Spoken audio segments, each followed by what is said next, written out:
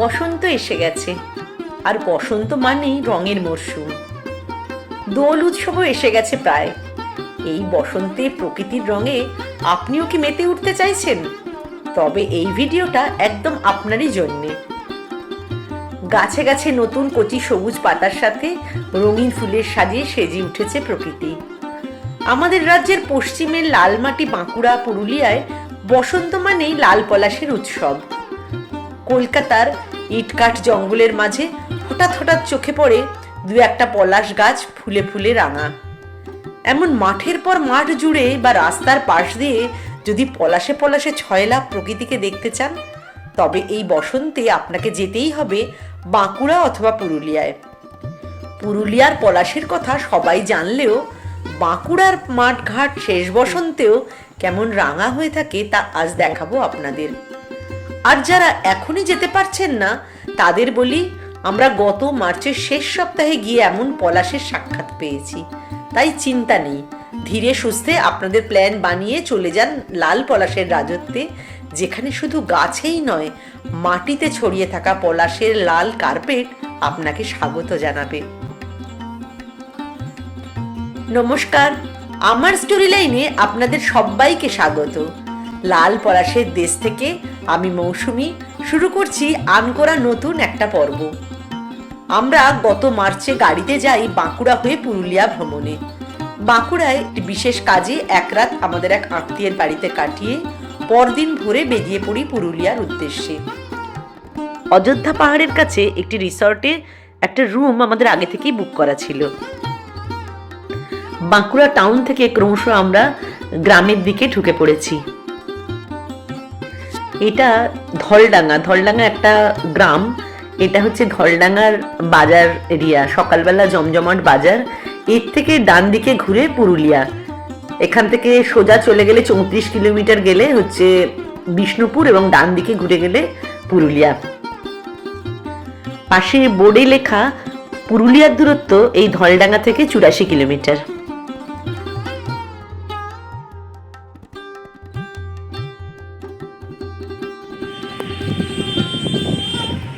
আমরা এখানে দাঁড়িয়েছি একটু ব্রেকফাস্ট করতে। সামনে পলাশ গাছ, মেন রোডের সাইডে। ব্রেকফাস্ট প্যাক করা ছিল আমাদের সঙ্গে। বাঁকুড়া থেকে যাওয়ার পথে প্রথম পলাশ এখানে দেখতে পেয়ে এতগুলো গাছ একসাথে দেখে পলাশ নিজেদেরকে আর সামলানো গেল না, গাড়ি দাঁড় করাতে বাধ্য হলাম আমরা।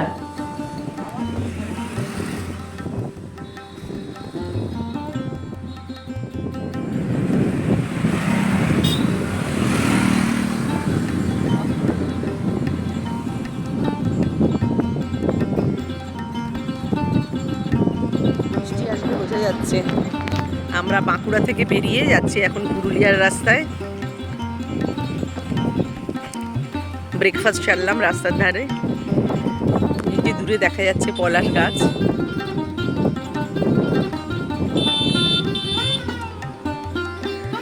বাঁকুড়া টাউন থেকে অযোধ্যা পাহাড়ের দূরত্ব গাড়িতে 85 কিলোমিটার মতো।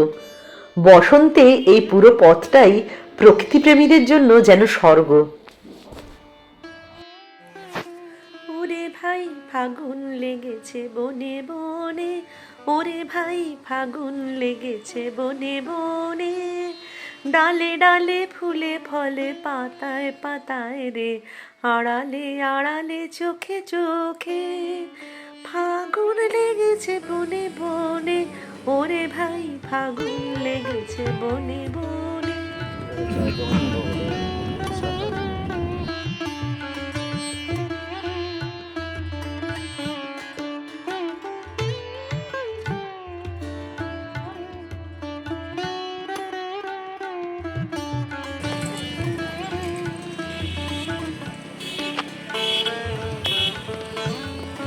আমরা এখানে দাঁড়ালাম একটু চা খেতে।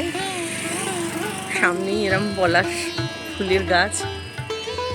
এই যে এখানে চায়ের দোকান, সামনে পলাশ ফুলের গাছ, আর এরকম মাটির নুন রাখা একদিকে, এরকম জায়গায় বসে চা খেতে কিন্তু দারুণ লাগবে।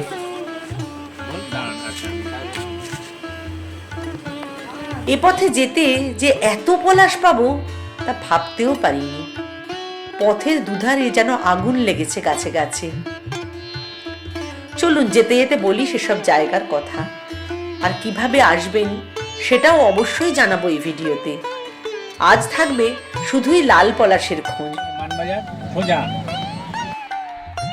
এই মানবাজার দিয়ে আমরা পুরুলিয়ায় ঢুকবো। বোর্ডে দেখাচ্ছে এখান থেকে 11 কিলোমিটার মানবাজার। এখন যে জায়গাটা দিয়ে যাচ্ছি এর নাম গদা পাথর। পলাশে পলাশে 6 লাভ, দেখুন চারিদিক, না দাঁড়িয়ে এগিয়ে যাওয়া অসম্ভব। উফ, শুধু দেখুন বাঁকুড়াতেও পলাশের কি বাহার। বাঁকুড়ার রানীবাঁধের নাম শুনেছিলাম, কিন্তু এই গদা পাথর বলতে পারেন আমাদেরই আবিষ্কার। জোকস অ্যাপার্ট, পলাশের সন্ধানে বাঁকুড়াও যে কম যায় না, আগেই বলেছিলাম তো।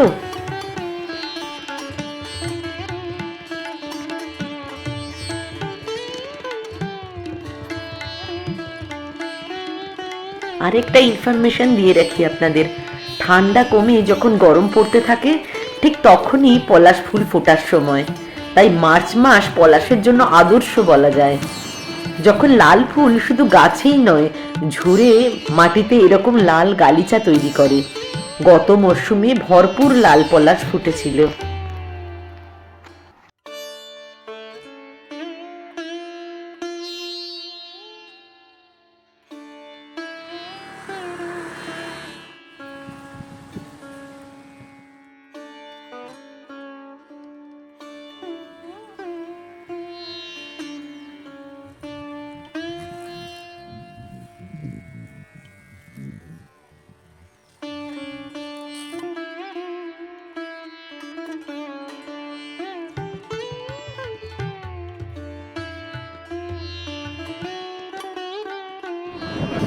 রাঙা হাসি রাশি রাশি অশোকে পলাশে, রাঙা হাসি রাশি রাশি অশোকে পলাশে, না না নে না নে না না না না নে না না নে মানবাজার এসে গেছি না না না না না বড় বাজার।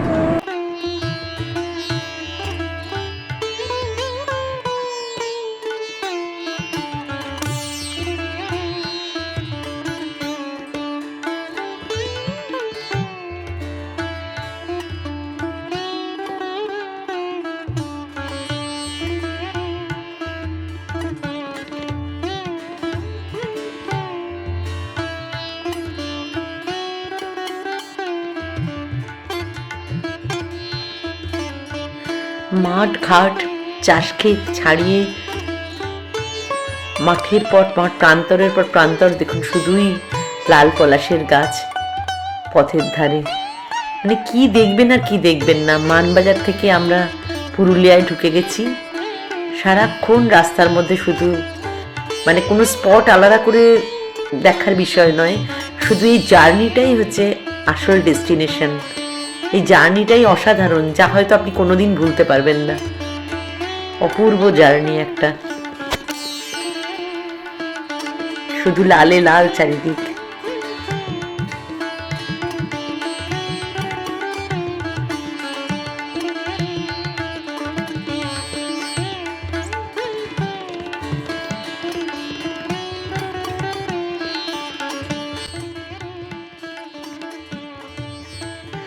এই জায়গাটা হচ্ছে দুয়ারচিনি। এই দুয়ারচিনিতেও বহু মানুষ আসেন পুরুলিয়ার দুয়ারচিনি লাল পলাশের খোঁজে, পলাশ দেখার জন্য। এটা একটা পরিচিত স্পট, আমরা রাস্তার মাঝেই পেলাম।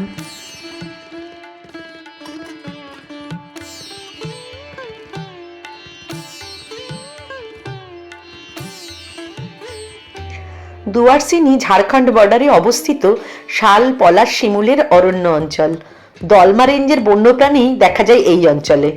আপনারা চাইলে এখানেও থাকতে পারেন এক রাত বন দপ্তরের কটেজে। নিরিবিলিতে একটা সুন্দর রাত কাটাতে পারবেন শহুরে ব্যস্ততার মাঝে। পুরুলিয়া রোডে পলাশ পেয়ে গেছি, আর দেখার দরকার নেই।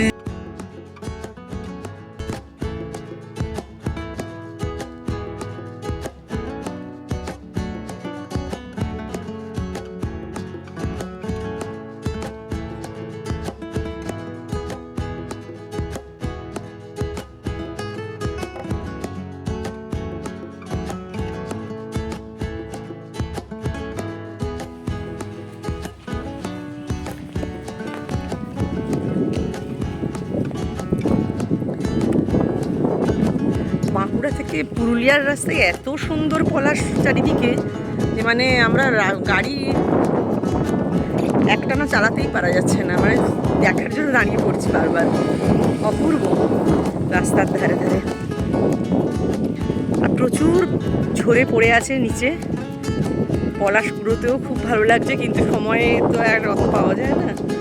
দারুণ লাগছে। এই যে হাইওয়ে, চারিদিকেই পলাশ।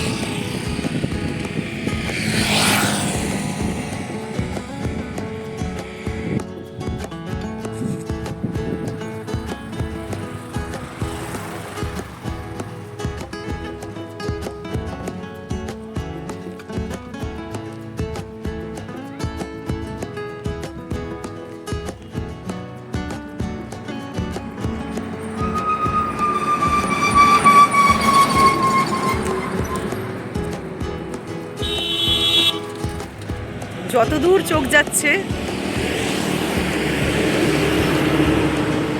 দূরে, সেই ওই দূরে সবুজের ভেতর শুধু লাল আর কমলা রঙের পাহাড়,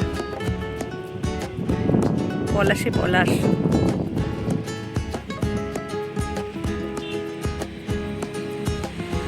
সত্যি গাছে গাছে যেন আগুন লেগেছে।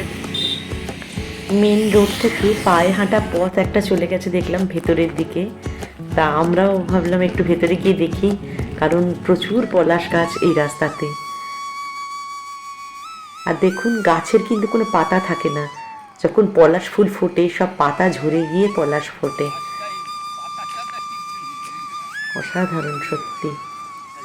আর এই গাছটা, সামনের গাছটা কি ছোট। ওরে ভাই ফাগুন লেগেছে বনে বনে, ডালে ডালে ফুলে ফলে পাতায় পাতায় রে, আড়ালে আড়ালে চোখে চোখে, ফাগুন লেগেছে বনে বনে, ওরে ভাই ফাগুন লেগেছে বনে বনে।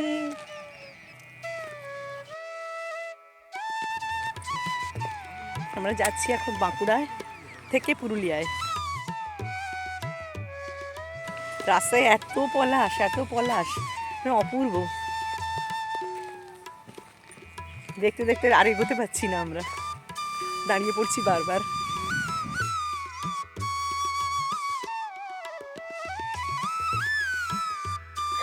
সত্যি করে বলুন তো, কোনো ডেস্টিনেশন লাগে? শুধু দেখুন, কি বলবো আর।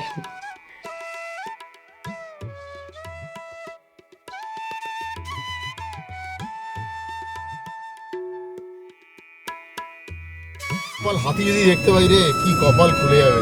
এখান দিয়ে হাতি যায়, এটা হচ্ছে এলিফ্যান্ট করিডোর, দুদিকে জঙ্গল, আর এটা মানে ফরেস্ট ডিপার্টমেন্টের মধ্যে দিয়ে সোজা রাস্তা চলে গেছে এরকম, আর দুদিকে পলাশ বন। প্রকৃতি মানে ঢেলে মেপে উপর করে দিয়েছে। দুধারে অজস্র পলাশের মাঝে এই রাস্তাটা দেখুন, কি অসাধারণ না? গাছগুলো যেন কেউ সমান করে ছেঁটে ছাতার মতো করে তৈরি করেছে। আমরা এখান থেকে পাখি পাহাড় আর পাডরি ফলস দেখে পৌঁছেছিলাম রিসর্টে। আজ সেসব দেখাচ্ছি না, শুধু পাডরি ফলসে যাবার পথে আদিবাসী গ্রামের যে হোলি উৎসব দেখেছিলাম সেটা দেখাই আপনাদের। রং মেখে গান গেয়ে সবাই নাচ করছে কেমন দেখুন রাস্তা জুড়ে। আমরা যে গাড়ি নিয়ে দাঁড়িয়ে সেসব ওদের কোনো ভ্রুক্ষেপই নেই। এদিকে বেলা বেড়ে চলেছে, গিয়ে লাঞ্চ সারতে হবে।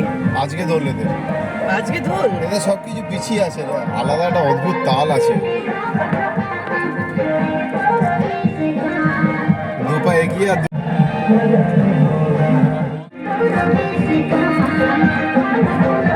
হর্ন দে, হর্ন দে।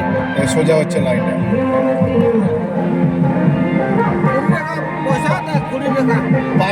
পারদি লেকে যাবো, পারদি লেক, পারদি লেকে যাবো। দেবো দেবো, ঘুরে আসি ঘুরে আসি ঘুরে আসি, আমি যেতে দাও। তবুও বেশ লাগছে এত পলাশ ফুলের মাঝে আদিবাসী গ্রামের হোলি পালন আর এই তালে তালে কোমর দোলানো দেখতে।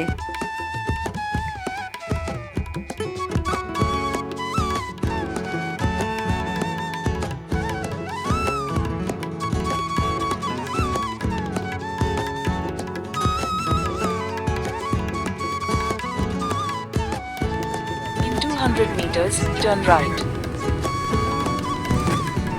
শনকুপির মোড় থেকে ডান দিকে ঘুরে আমাদের রিসর্ট, নাম পলাশ ডুবরি। একটা বিশাল বড় জায়গায় ছড়িয়ে ছিটিয়ে ওদের কটেজগুলো, টেন্টও আছে বেশ কয়েকটা। সবচেয়ে সুন্দর হলো আমাদের কটেজের ঠিক সামনে তেকোনা পাহাড় কোকাবুরু, যার পাদদেশে তৈরি এই রিসর্টটি, যেখানে রিসর্টের মাঝে ও ধারে ধারে সারি দিয়ে পলাশ ফুলের গাছ। পলাশ ডুমরি রিসর্ট, এই সামনের কটেজটা আমাদের। জায়গাটা এরকম পাহাড়ের কোলে, সামনে ওটা পলাশ গাছ দেখুন, তলায় মাটিতে ঝরে পড়ে আছে পলাশ ফুল। এই যে এই দুটো পলাশ গাছ, ফুলগুলো আগেই ফুটে গেছে বলে এখন ঝরা ফুলগুলো শুকিয়ে গেছে। রিসর্টের ডিটেইলিং আর অযোধ্যা পাহাড়ের নানান দ্রষ্টব্য নিয়ে পরের পর্বেই আসছি। আজ শুধু পলাশের খোঁজটুকুই থাক।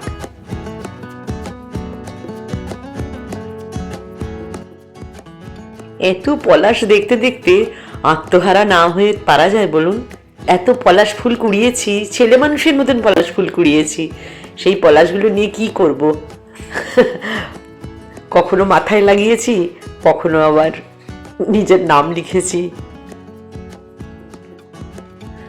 পুরুলিয়ায় বসন্তে শুধু পলাশই নয়, সামনে দেখুন রাস্তার দুধারে কি সুন্দর অপূর্ব রঙের সব গাছ দাঁড়িয়ে আছে। কি অপূর্ব তাদের পাতার রং সব। এত ভালো লাগছে যে এখানেও আমাদের গাড়ি থামিয়ে আমরা একটুখানি দাঁড়িয়েছিলাম। মানে কালারফুল লাগছে জায়গাটা, পুরো অপূর্ব। ওই টার্নিংটা মানে মনে হচ্ছে কোনো পাহাড়ে চলে গেছি। পাতার রংগুলো এক একটা এক এক রকমের, এত সুন্দর। বাঘমুন্ডির দূরত্ব এখান থেকে 3 কিলোমিটার, আর অযোধ্যা পাহাড়ের দূরত্ব হচ্ছে 11 কিলোমিটার এই রিসর্ট থেকে।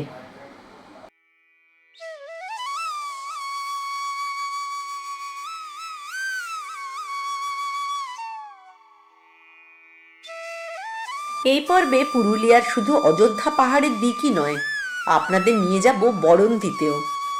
এক রাত এই রিসর্টে থেকে সাইট সিইং করে লাঞ্চ সেরে আমরা চলে যাই বড়ন্তির পথে। দূরত্ব গাড়ির রাস্তায় মোটামুটি 70 কিলোমিটার। যাবার সময় পথে বৃষ্টি নেমেছে, আর রাস্তা দেখুন, এখানেও দুদিকের রাস্তা লালে লাল। যতক্ষণ দিনের আলো ছিল আমরা শুধু পলাশ দেখতে দেখতেই চলেছি বড়ন্তির পথে।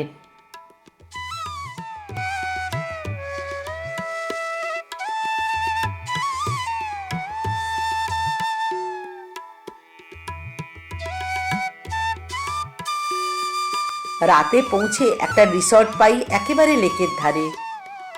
রাতের অন্ধকারে তখন বুঝতে পারিনি কতটা সুন্দর হতে পারে রিসর্টের ভেতরটা।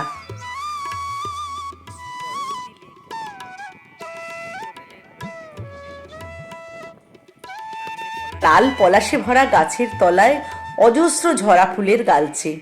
লেকের ধারে পলাশের জঙ্গল দেখা যাচ্ছে রিসর্টে বসেই। এই রিসর্টের বিষয় নিয়েও পরের পর্বে সবটা দেখাবো।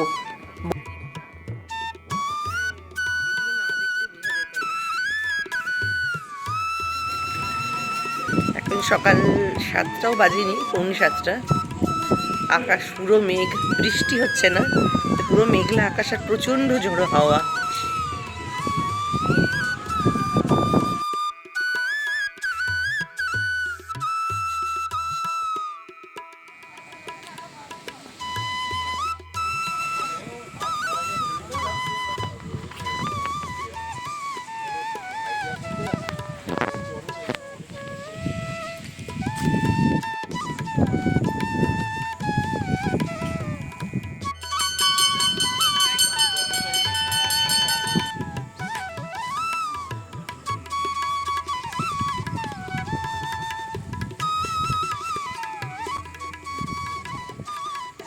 মহাদেবের মূর্তি,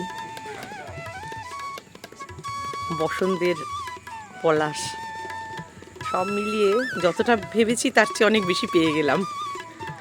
এটাই ভীষণ ভালো লাগা।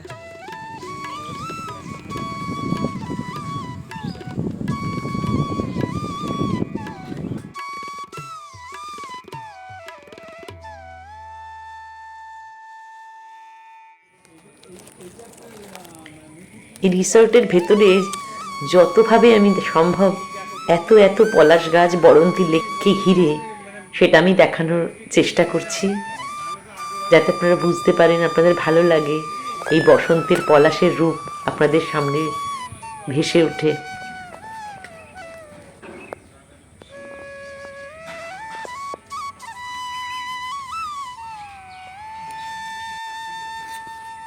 ব্রেকফাস্ট করে আমরা বেরিয়ে পড়লাম ভেটি গ্রামের উদ্দেশ্যে।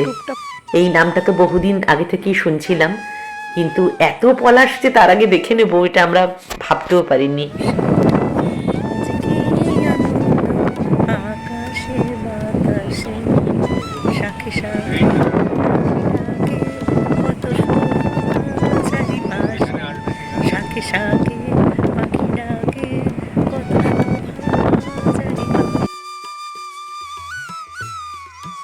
বরন্তীতে রিসর্টের কাছেই ভেটি গ্রাম। পথের ধার লালে লাল। ভেটি গ্রামের নাম অনেকেই জানেন। রিসর্টের এত কাছে সেই পথে কত যে পলাশ এই শেষ মরশুমেও।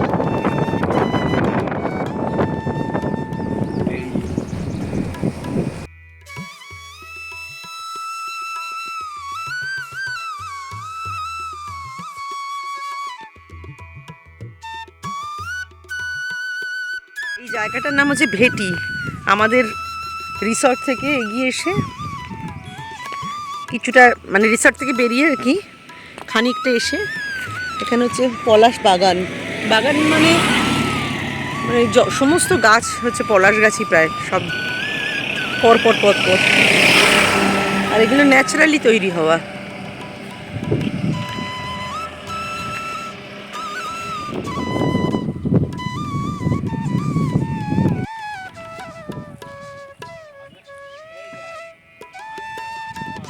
এবার বলি কিভাবে আসবেন। আমাদের মতো বাঁকুড়া থেকে আসতে চাইলে ট্রেনে বাঁকুড়া এসে তারপর গাড়িতে অযোধ্যা পাহাড়ের পথে পাবেন এই অপরূপ পলাশ।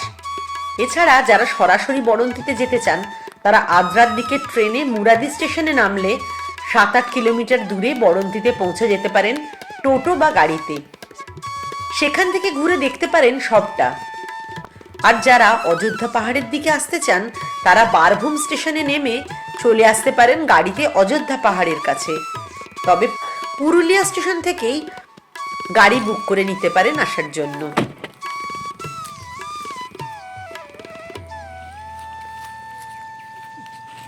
পরপর গাছ রাস্তার ধারে ধারে।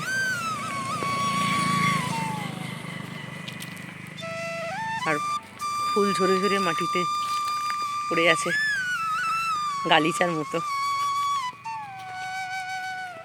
এর উপর দিয়ে হাঁটতেও যেন কেমন খারাপ লাগছে।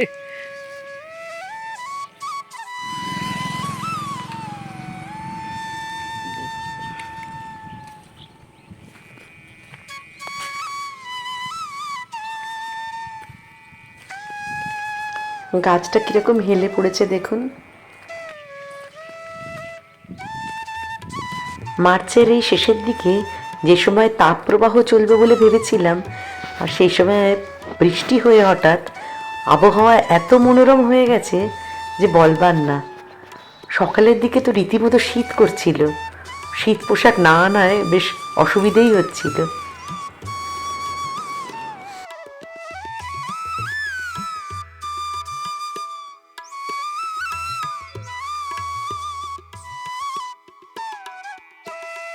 ভেটি গ্রাম আমাদের রিসর্টের কাছেই।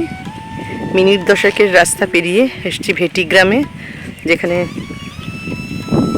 পলাশের বাগান বা পলাশের জঙ্গল যাই বলি না কেন, যেদিকে তাকাচ্ছি সবুজের সাথে কমলার মেলবন্ধন। প্রকৃতি এমনিই এখানে অপূর্ব সুন্দর, কিন্তু যে রুক্ষ পুরুলিয়া বলে আমরা জানি, সেই পুরুলিয়া এই মার্চ এন্ড, এখন মোটামুটি মার্চ এন্ডেই এত সুন্দর বসন্তের রং, তার সাথে বৃষ্টি হয়ে এত ঠান্ডা হয়ে গেছে, এত সুন্দর হয়ে গেছে জায়গাটা, না মানে বলবার না। যদি আসতে চান বসন্তে তাহলে অবশ্যই একবার ভেটি গ্রামটা ঘুরে যাবেন বড়ন্তিতে এলে। পথে এমনিতেই অনেক পাবেন।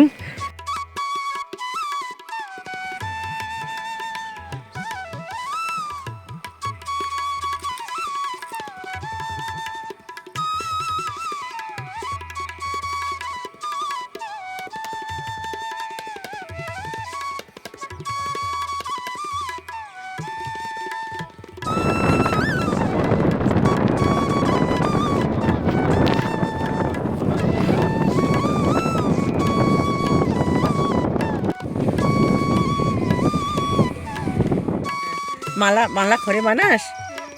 আচ্ছা আচ্ছা। রাখিস কোথায়? ভেটিগ্রাম, এটা ভেটিগ্রাম তো? হ্যাঁ, এখানে এখানে অনেক পলাশ গাছ না? তোরা কুড়িয়ে নিয়ে ফুল তারপরে মালা গাঁথিস? আচ্ছা। গরিব এই আদিবাসী বাচ্চাগুলো মালা বিক্রি করতে এসেছিল আমাকে। মালা তো আমি কিনেইছি, খুব আফসোস হচ্ছিল বাড়ি থেকে যদি জামা কাপড় নিয়ে আসে, যদি পোশাক দেখে খুব কষ্ট হচ্ছিল। মনে হচ্ছিল যদি বাড়ি থেকে কিছু নিয়ে আসতে পারতাম, দিয়ে যেতে পারতাম।